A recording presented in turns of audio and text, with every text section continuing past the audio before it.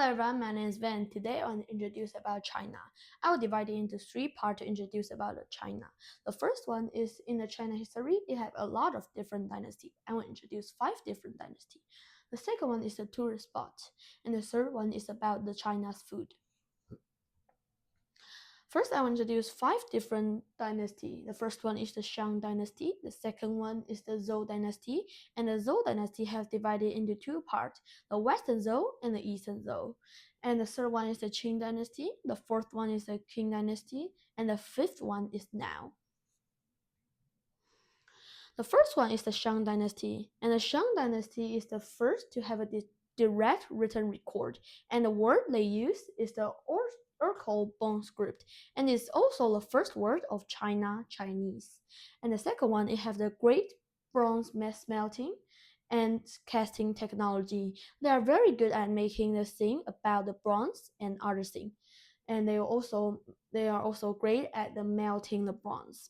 And the third one, the Shang dynasty is extremely superstitious, and when they want to decide things, they will use the divination. The divination is the thing that you can ask the god, and the god will tell you how can you solve this problem or how can you do, and they will just follow the god that they tell them how to do.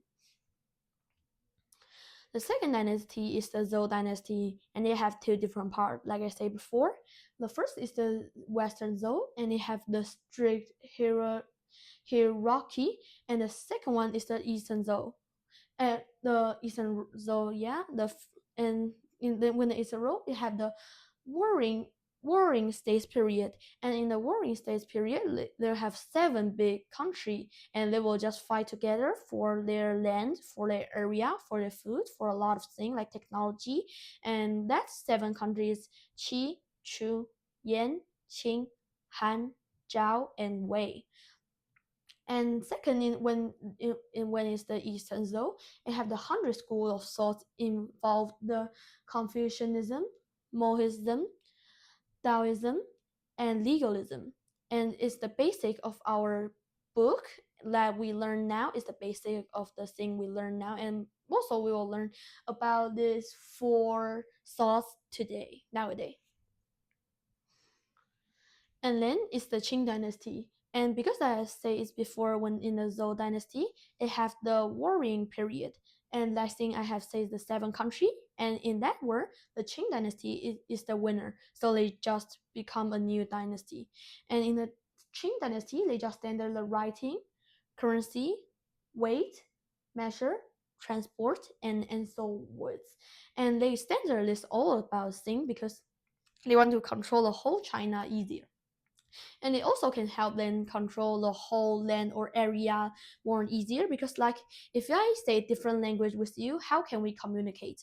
And they also just standard also writing the word, also currency, weight, and measure a lot of things, so that's easy for them to control the whole land and also area. And they also build a great wall at that time, because they have a different tribe that want to attack China on the north side. So the Qing dynasty just built the Great Wall on the northern side for to defend the other tribes to attack China. Then is the Qing dynasty. In the Qing dynasty in the 1084, the opinion war just happened, and the Western countries just come to China. And when they have the Qing dynasty have the war with the Western countries, the Qing dynasty just lose. So they just lose. And in the 1911, the Shanghai Revolution just happened, and also the Qing also lose at that war, so the Qing just fall. And in the Qing dynasty, it have a lot of vernacular fiction, and like at the Qing dynasty, they make a lot of the vernacular fiction like the Hong Luo Meng or other famous book, and it also made in Qing dynasty, and it also the second largest and longest dynasty in the China history. And I'll talk about the nowadays. The nowadays, China is one of the few communist states in the world, and the communist states is just a little, they just have a little communist states in the world, so the China is one of it. And also it's the third largest in the world by area. And they also inventing a lot of things like paper making. The paper making is the way we make the paper, and paper is made from wood. We yeah.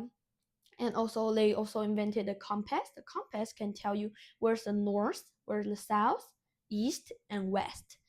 And also they just invented the gunpowder, and what we use today in the war, you can hurt a lot of person. And also they also invent the printing. The last one is it have a lot of conflict with other country like nearby the China, like the Mongolia or Taiwan also, and also a lot of country. And then it's the tourist spot. The first tourist spot I want to introduce is the Mount Everest, and it's the highest mountain in the world, and it's located in Tibet, China, and it is the highest peak of Himalayas. The Himalayas is a lot of it have a lot of mountain, but the Mount Everest is the tallest peak of the Himalayas. Then the second tourist spot I want to tell you is the Great Wall of China, and I have said before that's made in the Qing Dynasty, and the Great Wall of China with a total length of over 21,000 kilometers is a very long it's a very long wall, and it just crossed the 15 Chinese province, and it's very long, and it's made from wall, watchtowers, passes, and beacon towers designed for both defense and rapid communication. So they can defense from other tribes, like I said before, and they also can just communicate very rapidly because it's very long and it's just on the same line. And I'll introduce the food. And China have the eighth great cuisine of China, and the first one is Shandong cuisine, and it's very salty and savory. Second one is Xinjiang cuisine, is spicy.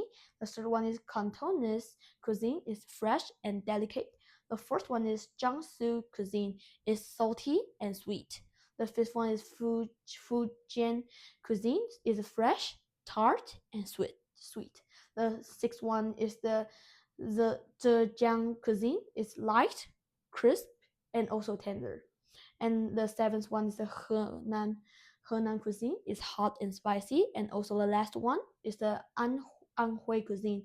It's savory and salty and feature the natural flavor of the China. And this is all for today. Thank you for listening. Bye bye.